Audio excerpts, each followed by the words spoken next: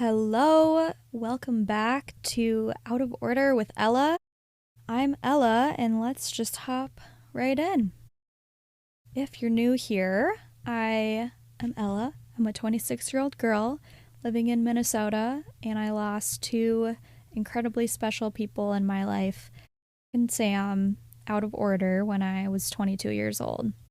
I'm also a soon-to-be physician assistant, big Minnesota sports fan, and lover of all the little things in life.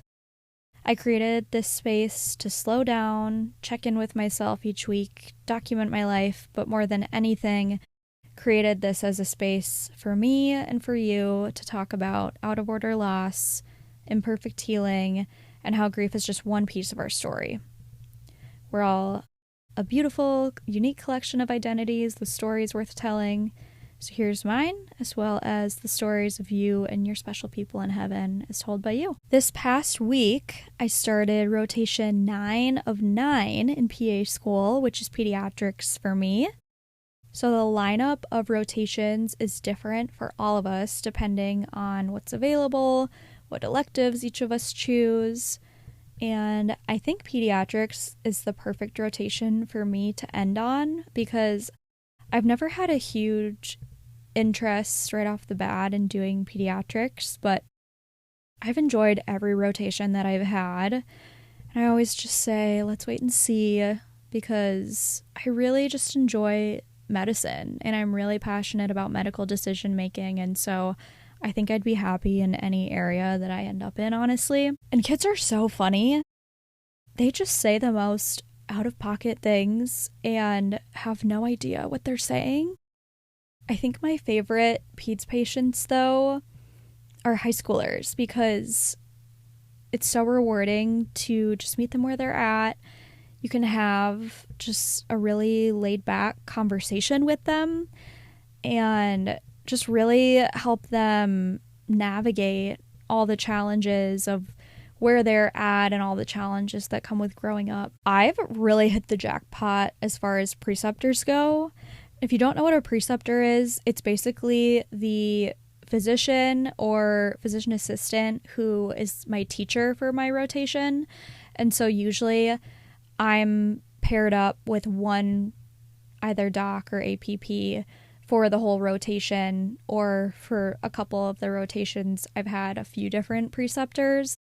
And then I start off by shadowing them, and then throughout the rotation, I become more independent in terms of seeing my own patients and then working with the provider to make a plan. And for this rotation, I'm with a doc who's been a pediatrician for 25 years.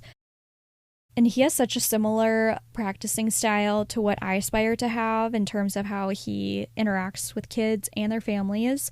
He creates such a professional yet really comfortable environment for patients. And you can tell he is just so up to date and so knowledgeable on everything. I just really couldn't be more grateful. He also practices in the area where Sam's family is and where Sam is. And I just don't think that's a coincidence at all to have landed there in July, right before the 4-year anniversary. One of my favorite things about this doc is he makes paper airplanes for all of his patients, which is such a hit with the kids. He says he started making them because the clinic didn't have enough stickers for kids, but honestly, paper airplanes are so much better than stickers because you're always going to have extra paper, and it's so much more interactive than just giving kids a sticker. It's also perfect for getting kids more comfortable in the visit or for keeping their siblings occupied. It's actually going to have to be a requirement, I think, for me to learn how to make them, because even if I don't end up in a specialty where I'm taking care of kids, it's kind of a flex to make these paper airplanes that my preceptor makes because they go so far. I don't remember the name of them, but allegedly they are like the best type of paper airplane, and if you make it with the right paper, they could fly the length of a football field, which is kind of crazy. Anyway, this week, a mom brought up a really good point to me that I thought was worth sharing. So I love kids' clothes and the little outfits that babies wear. And I find myself telling kids all the time that I like their outfit or their shoes or something about them. And I told this little girl that I loved her outfit. And her mom, super respectfully, brought up a conversation that she must have just had with a friend about how adults will always tell little girls they look so pretty or cute or beautiful. And the conversation usually ends there. And then they tell little boys that they like a character or like sports equipment that's on their shirt. And it usually ends up being a whole conversation about the little boy's interests or things that he thinks are really cool. And she wasn't calling me out at all by bringing this up. It was just a really good conversation for us all to have together. And it was a really good reminder to me to be more insightful with the compliments that I give little girls and boys, and to make sure that I point something out about them that has nothing to do with their outfit or appearance to help boost their self-confidence. Not that it's wrong to tell a kid that their hair is cute or they're wearing a cool shirt, but it was a great reminder to me to make sure that I'm calling it out when kids are a great brother or sister, or that they're being really brave, or that they're super talented at something, because those are the things that kids really, really hold on to. A huge highlight of this week was I got to hang out and have a sleepover with my goddaughter Maeve and her little brother Vaughn, and of course their mom and dad, Beth and Dylan, at their house. Beth is Sam's second oldest sister, and her and Dylan giving me the role of being Maeve's godmother is seriously one of the biggest honors and joys of my life. I love her so much. I just can't even imagine what having my own child would be like, because I love her as if she is my own. Watching her start to have her own personality and figure out life just makes my heart explode. Like, I don't think I ever stop smiling when I'm with her.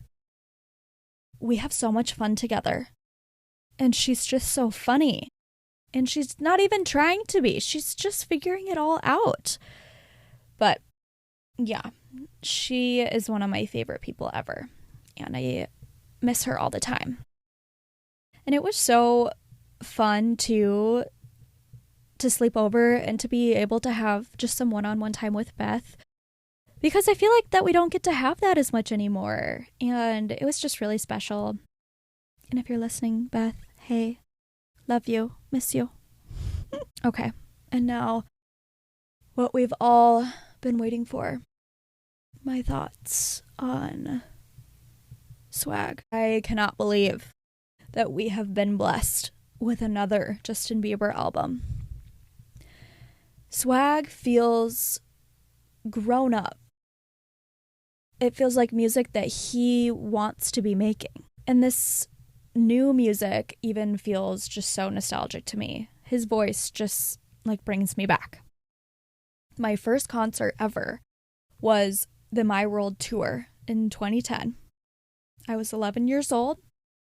I went with my friend Charlie and our moms, and I wore a hot pink Hollister t-shirt that said HCO in silver glitter writing, with a black sequin vest and a matching sequin conductor hat. I don't know if the picture's really coming across, but I will include a photo on the pod's Instagram so you can all experience that fashion for yourself. And I completely forgot when I was looking up the list of all of his tours that I went to the Purpose Tour in 2016 with my friend Lauren. And I don't know why I can't remember that concert. I would imagine that I loved it because I love him, but I think that there's just a lot that I don't remember from high school. And I didn't have a bad time in high school. I don't know why I can't remember, so let me know if you know the answer to that. But one of my favorite concert memories ever, period, was when my friend Riley and I bought floor tickets to the Justice Justice tour in 2022, like 30 minutes before it started.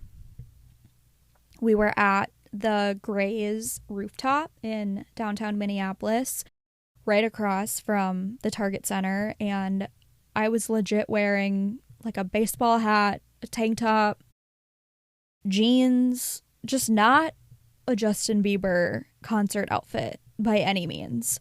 And it was so perfect. It was just such a fun, spontaneous night. And it was the first concert after the boys died that I went to. And I was so emotional the whole time because so many of the songs on that album just hit so hard in grief, especially Ghost. And we were so close to him.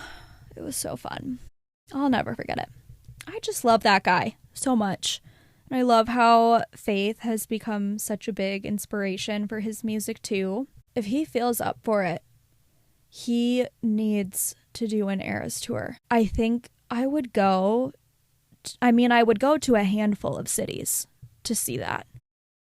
Just imagine how healing that would be for the world. Anyway, I have so many things to talk about this week. Wow. But I finally watched the Call Her Alex documentary on Hulu about Alex Cooper. And if you've never heard of Call Her Daddy, if you've never listened to Call Her Daddy, go watch this documentary first, because I feel like you just get the full picture of the backstory of it all, who Alex is, and really get to know what she's all about. And it just made me love her so much more. It was so cool getting to see how deep her roots go when it comes to creating and producing. Like, she's been doing this since she was in elementary school. People don't realize how intentional everything about Call Her Daddy was from the start, and people definitely don't understand the extent of the impact that she's had on media today and podcasting. I think that Call Her Daddy was the first podcast that I had ever listened to. I think I was in college. Yeah. And it's one of the few podcasts that I almost always tune into. She's one of the few people, too, that I actually think has grown more into herself as she's progressed through her career and gained success. And she's just such an inspiration to me as someone who loves creating. And she's just so authentic. I just love her. It had me going back to my days in elementary and middle school, my creative days, when I did guitar and voice lessons. I was okay on guitar. I would play a lot of Taylor Swift. You Belong With Me was my favorite song to play, I think. I don't know about singing, though. I would love to be a really good singer. That is like the one thing that I really wish I could be good at. Maybe I should take voice lessons. I love singing really emotional songs. I feel like that you can just convey how you're feeling so well through a song. So, okay, maybe I'll do voice lessons. Stay tuned. I did those back in the day. I was in several community theater shows. I was in Peter Pan. I was in Willy Wonka. I think that's it. And I did theater camps in the summer. Seussical the Musical being one. I did High School Musical. I think that there was another one that I did, but I can't remember. Alas, it's so weird looking back on doing all of those things because it's just so different than what I do today. But it also makes sense because I am so passionate about creating things and just being creative. I was one of the girls, too, that it was probably 6th or 7th grade, made YouTube videos about makeup and hair and fashion after obsessing over beauty bloggers like Bethany Moda, MacBarbie07. And I'm probably losing so many of you right now wondering, what on earth is a beauty vlogger? But if you know, you know. And with that, on to the real stuff.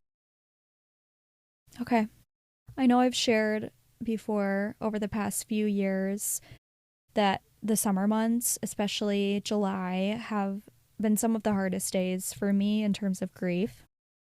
The anniversary of losing Mac and Sam is on July 24th and 25th, and this year will be the 4th year of death anniversaries that we're experiencing.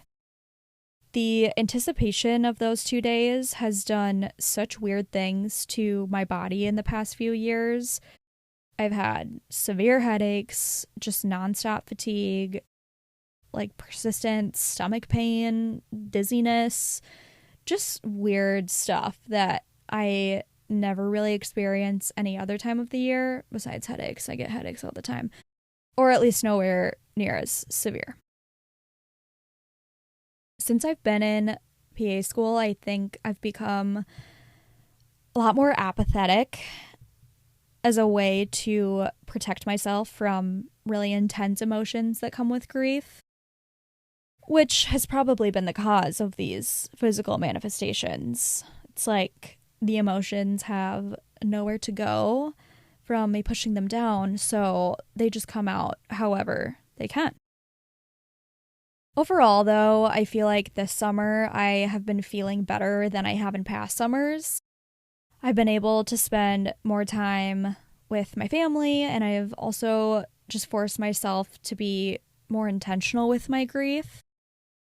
I feel like that I unintentionally in the past will like shut my brain down from thinking of memories of the boys or from feeling the sadness of missing them. And I'm really just trying to welcome that, because at the end of the day, feeling the grief is feeling the love that I have for them. And I never want to forget that feeling. And I've had so much joy this past week in seeing memories on my phone of visiting Sam in Arizona. It was my first time going out there, and we just had the best time. My favorite day of the trip was just a normal weekday where he worked from home and I worked on my PA school applications. And that day we just woke up together, made breakfast, got coffee, and worked quietly alongside each other, probably taking a break every 5 minutes to tell stories and updates, and it was just the perfect day. That trip was just totally the turning point of realizing, like, wow, this is going to be my person. Another silly story was Sam was the king of texting, and one of the things he would always text me was Ella season, like Ella and then SZN. I'll post a picture of that too so you understand what I'm saying.